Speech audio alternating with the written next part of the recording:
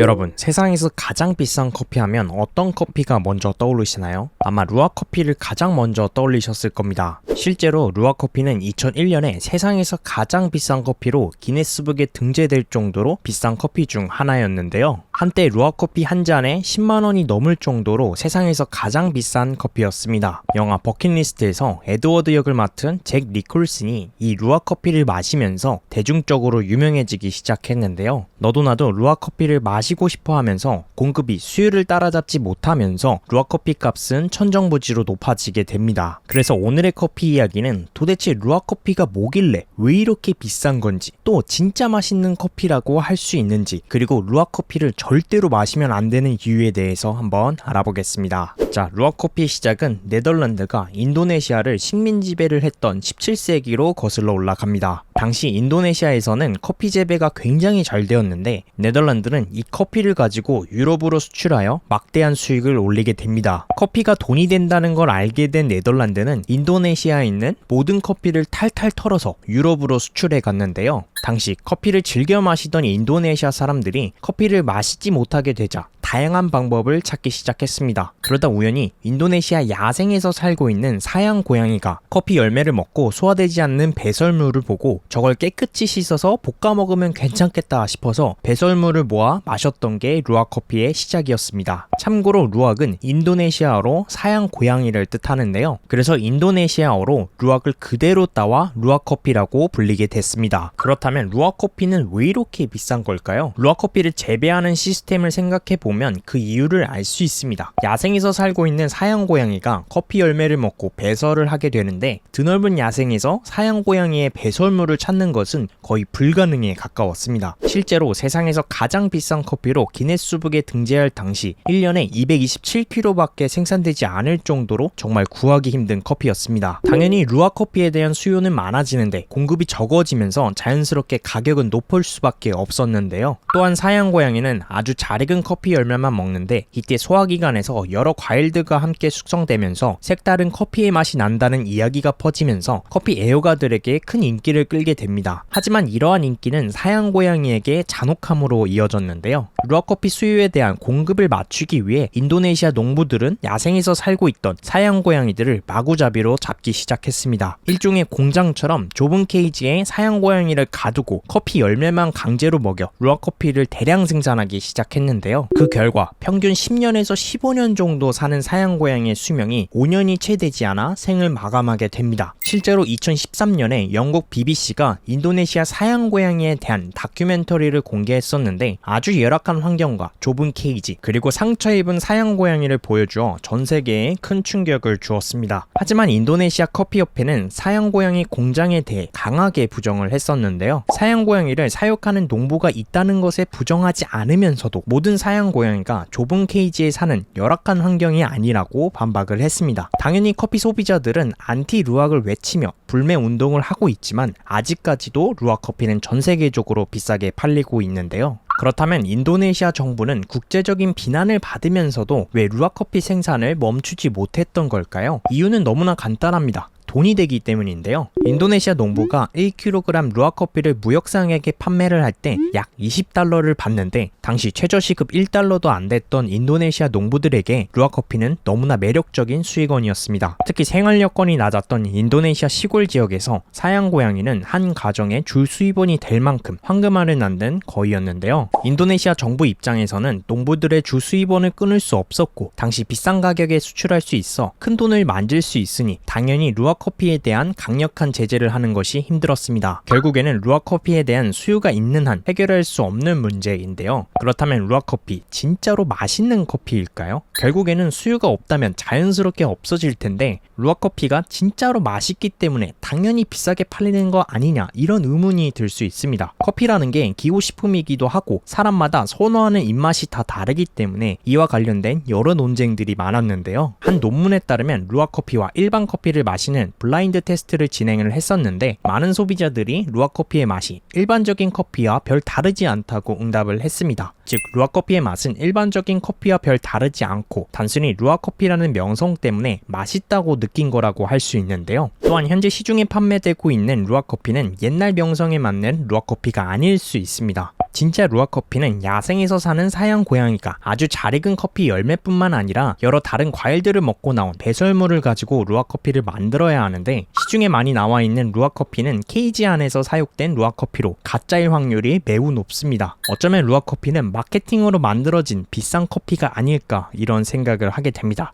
자, 오늘은 이렇게 루아 커피에 대해서 한번 이야기를 해봤습니다. 막상 영상을 제작하고 보니까 루아 커피를 엄청 까는 것 같은데, 실제로 자연에서 루아 커피를 수집해서 판매하는 농부들도 있습니다. 하지만 사양 고양이를 공장에서 사육하는 안 좋은 문제들이 터지면서 선량한 루아 커피 농부들이 피해를 보지 않을까 걱정되기는 합니다. 자, 오늘 영상 여기까지고요. 다음에도 더 유익한 커피 영상으로 찾아오겠습니다. 만약 이번 영상이 즐거우셨다면 구독과 좋아요, 알림 설정 부탁드립니다. 감사합니다.